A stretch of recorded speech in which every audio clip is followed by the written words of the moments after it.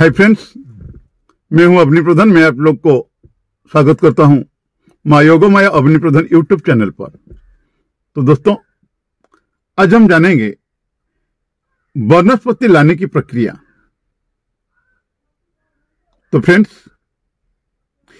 ये कहने से पहले मैं आप लोग को यहां कहना चाहूंगा, अगर आपने हमारे यूट्यूब चैनल को सब्सक्राइब नहीं किया तो नीचे दिया गया लाल बटन, उसके बाद घंटे ऑप्शन को दबाकर हमारे चैनल को सब्सक्राइब करें। वीडियो पसंद आए तो लाइक करें, कमेंट करें और शेयर करें। शेयर तो जरूर करें, क्योंकि आपके एक शेयर किसी की जिंदगी में उजाला ला सकता है, तो शेयर जरूर करें। और यहां भी मैं कहना चाहूंगा कि अगर आपने हमारे ये मानसिक ठाकुरानी माँ योगमाया को अपने गृह में, व्यवसायिक प्रतिष्ठान में, फैक्ट्री में प्रतिष्ठा करना चाहते हो, उसके साथ बांदा प्रतिष्ठा, महालक्ष्मी यंत्र प्रतिष्ठा, गृह शुद्धि, गृह किलन, नवग्रह होम, ये सब हमारे पंडित लोग के द्वारा करना चाहते हो तो दिए गए नंबर पे आप हमें कांटेक्ट कर सकते हैं। भारत के अनेक प्रांतों पर मानसिक ठाकुरानी माँ योगमाया को अपने गृह में प्रतिष्ठा कर अनेक भक्त चमत्कार फल पा चुके हैं, और अब भी मां को करे प्रतिष्ठा और देखे चमत्कार। अगर आपकी कोई समस्या हो, उसकी समाधान चाहते हो, तो दिए गए नंबर पे आप हमें कांटेक्ट कर सकते हैं। तो चलिए दोस्तों, जानते हैं वनस्पति लाने की प्रक्रिया। सर्वप्रथम मुहूर्त का विचार करें। जिस दिन वनस्पति लानी या प्राप्त करनी हो, उस दिन यदि रवि पुष्य योग है तो वनस्पति का प्रभाव बहुत ही शुभ और सफलतादायक होता है। रविवार के दिन पुष्य नक्षत्र हो तो उसे रवि पुष्य योग कहा जाता है। रवि पुष्य योग में मुहूर्त संबंधी आदि दोष स्वतः ही दूर हो जाते हैं।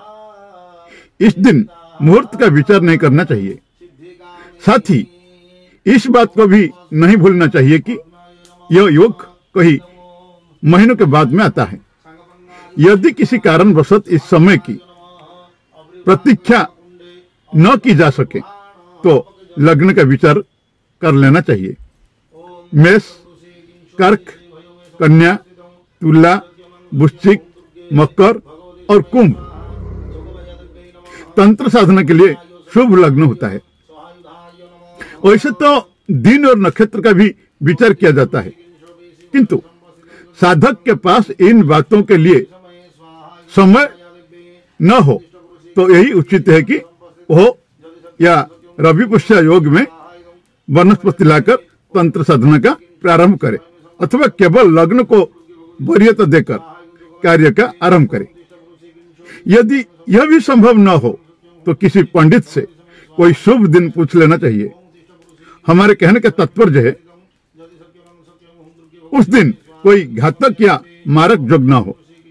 शुभ दिन, शुभ पर्व और शुभ मुहूर्त में किया जाने वाले कार्य अवश्य ही सफल सिद्ध होता है।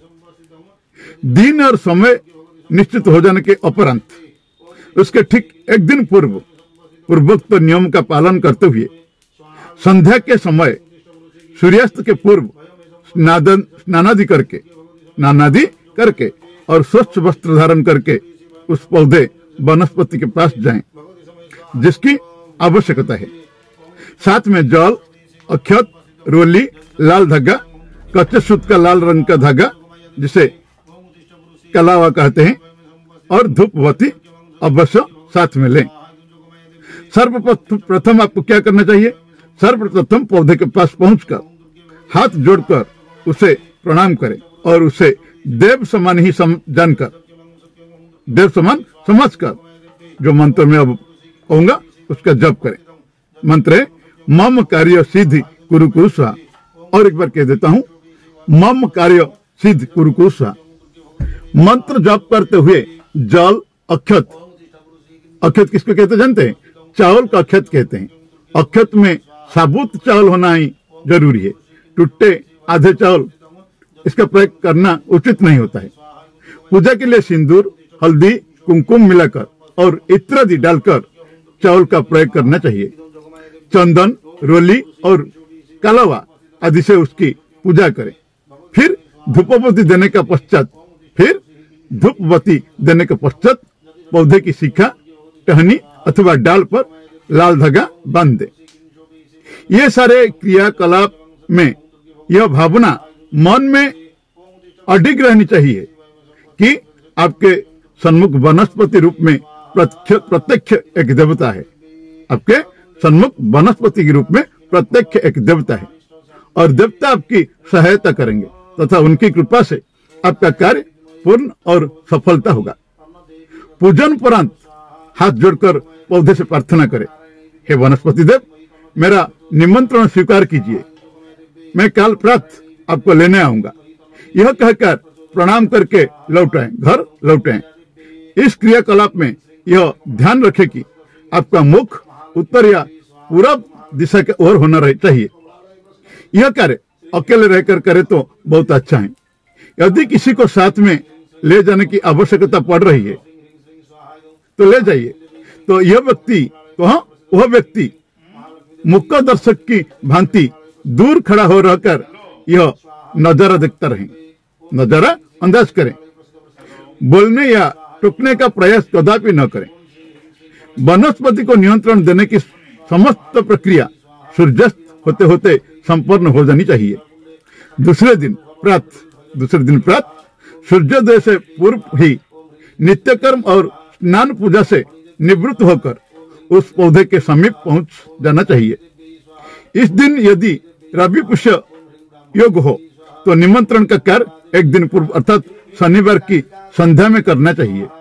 किंतु कभी कभी रवि पुष्य योग रविवार को प्राप्त न होकर कुछ दिन चढ़ जाने के बाद में प्रारंभ होते हैं। ऐसी दशा में घर से सूर्योदय से पहले ही निकल जाना चाहिए। घर से सूर्योदय की पहले से ही निकल जाना चाहिए। जब तक रवि पुष्य योग न आए किसी मंदिर, नदी तट अथवा उद्यान में रहकर उस समय की प्रतीक्षा करनी चाहिए तथा योग का समय आ जाने पर उस पौधे के पास जाकर उसे प्रणाम करते हुए और उसकी जड़ पर लोटे से जल डालते हुए जो मंत्र मैं कहने जा रहा हूं उसको जप करना है। बेतालस पिशाचश्च राक्षसश्च सरीसृपा अपसर्पन्तु ते सर्वे वृक्षस्मात् शिवाज्ञया। और एक बार कह देता हूं, बेतालश्च पिशाचश्च राक्षसश्च सरीसृपा अपसर्पन्तु ते सर्वे वृक्षस्मात् शिवाज्ञया। तत्पश्चात हाथ जोड़कर यह स्तुति करें, नमस्ते मृत संभूते बल वीर विवर्धनी बलम आयुष्य में दही पापन मां त्राहि दूरत्वम। और एक बार कह देता हूं, नमस्ते मृत संभूते बल्य वीर विवर्धनी बलम आयुष्य में दही पापन मां त्राहि दूरत्वम। अब क्या करना है? अब पौधे का जो भी अंश आपको प्राप्त करना चाहते हो, मूल की आवश्यकता हो तो काष्ठ शस्त्र में खोदकर मूल निकाले। काष्ठ में तैयार होने वाला शस्त्र उसमें खोदकर आप मूल निकालें। और इस कार्य को करते समय भी आगे जो मैं मंत्र बताऊंगा उसका भी जप करें। ऐत्रवतिष्ठ कल्याणी मम कार्य करिभव मम कार्य कृते सिद्धे तत् स्वर्ग गविष्यति। ओम ह्रीं चंडिके हूं फट स्वाहा। और एक बार कह देता हूं, ऐत्रवतिष्ठ कल्याणी मम कार्य करिभव मम कार्य कृते सिद्धे तत् स्वर्ग गमिष्यति। ओम ह्रीं चंडिके हूं फट स्वाहा। यही प्रक्रिया को पूर्ण करके वनस्पति को श्रद्धापूर्वक घर ले आए और घर की किसी स्वच्छ स्थान पर उसको विराजमान करें। यदि मूल लाए हो तो शुद्ध जल से उसे धोकर रखे या गंगा जल से धोकर रखे। लगभग सभी प्रकार की वनस्पतियों को लाने या प्राप्त करने का यही विधान है। यद्यपि किसी किसी में वनस्पति विशेष के लिए मंत्र विशेष की भी व्यवस्था की गई है। जैसे बांदा नामक परजीव पौधा, परजीव वनस्पति जो प्राय आम, जामुन, महुआ, पीपल और गुल्लर जैसे वृक्षों पर स्वतः उत्पन्न होती है, तंत्र प्रयोग में अति प्रभावशाली मानी गई है तथा उसे लाने के लिए जो मंत्र भी मैंने कहा हूं उसे जप करते हुए और एक भी मंत्र है जो मंत्र मैं अब आपको बताऊंगा, इसको अवश्य करना चाहिए। ओम वनदंडे महादंडाय स्वाहा। और एक बार कह देता हूं, ओम वनदंडे महादंडाय स्वाहा। बांदा लाने का शेष विधान मैंने जैसे बताया था पूर्ववत है। वनस्पति की संख्या बहुत अधिक है।